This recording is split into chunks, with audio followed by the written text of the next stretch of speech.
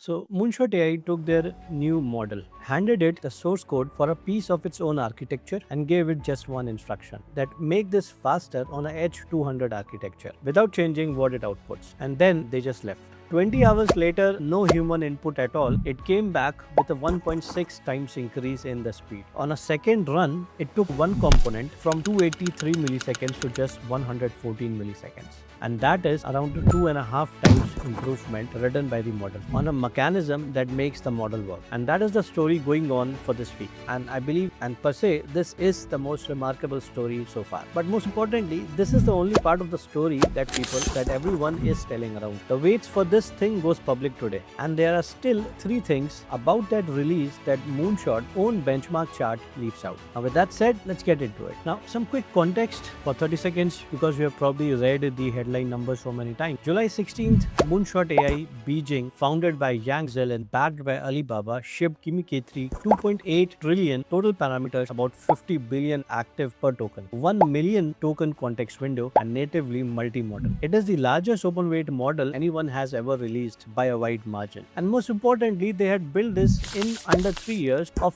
US exports control on advanced chips. Now, Bank of America's read was that K3 shows architecture innovation that can still deliver step change gains even with constrained compute. Now, this part is not a hype, it is real, and we are going to see that. So, rather than read you the benchmark table, I gave it the hardest prompt I could think of that you can verify with your own eyes. Now, 3 physics scene, 1 HTML file each, no libraries, and the physics has to be computed rather than animated.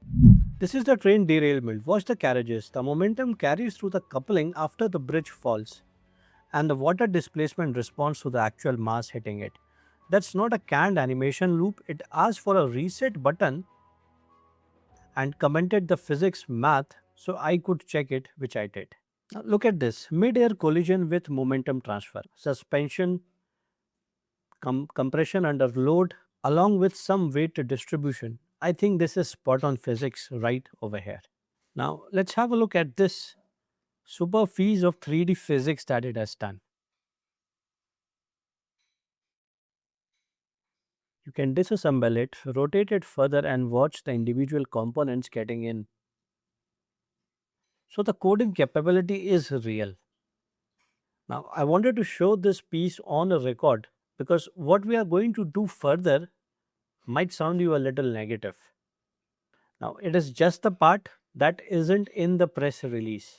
Now, you would have heard 5 times cheaper than the Frontier. Now, here's the actual price $3 in 50 now. Now, that is a Claude Sonnet pricing, which is in fact 3 to 4 times more costlier than its predecessor. So, the cheap Chinese model era is now over. So, where does cheaper comes from? Well, per completed task is what they are betting on now. Fewer tokens, same cost. A quarter versus $1.30. That's the honest math. But it comes with a catch, and that is one reasoning mode, and that is max. So there is no just answer quickly mode. One SVG of a Pelican, it costed around 13,000 tokens, and that is approximately 25 cents for a drawing. So don't make it your default model, save it for work that really earns it. Now Moonshot published this chart, factual accuracy up 33 to 46%, which is a real improvement. Independent testing found this one actually. Hallucination rate was up 39 to 51%, which is in fact better at answering but worse at knowing when it is wrong.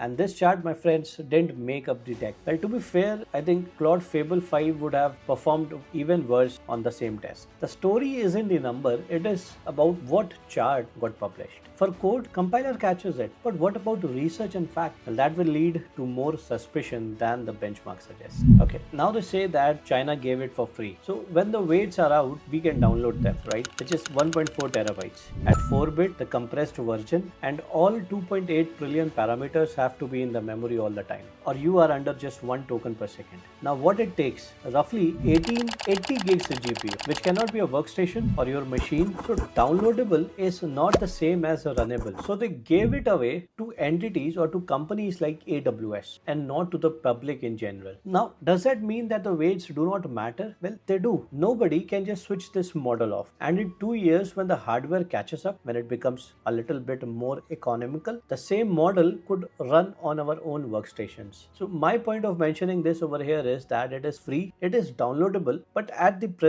given the present hardware that people like you and me have, we won't be able to run it on our local machines. This isn't just what people picture when they hear free. Now here is my honest verdict. If you write code for a living, run 5 of your tasks, K3 versus what you use now, and measure cost per completed task.